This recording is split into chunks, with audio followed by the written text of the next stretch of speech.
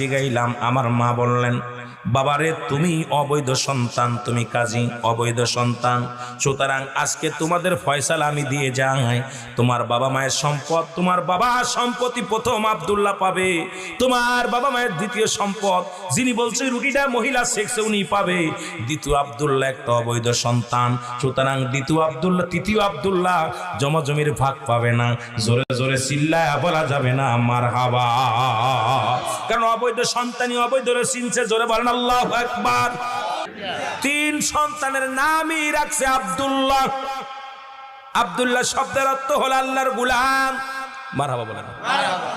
আরবের মানুষেরা দুটি নাম বেশি পছন্দ করে, একটা নাম হলো আব্দুল্লাহ আর একটা নাম হলো আব্দুর রহমান।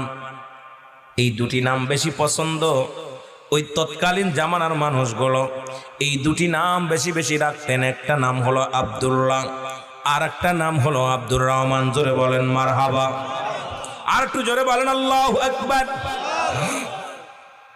তিন আব্দুল্লাহ, কয় আব্দুল্লাহ? তিনটা আব্দুল্লাহ।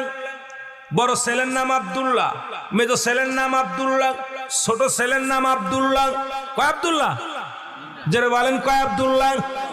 তিন আব্দুল্লাহ। আব্দুল্লাহর বাবা অসুস্থ হয়ে গেলেন,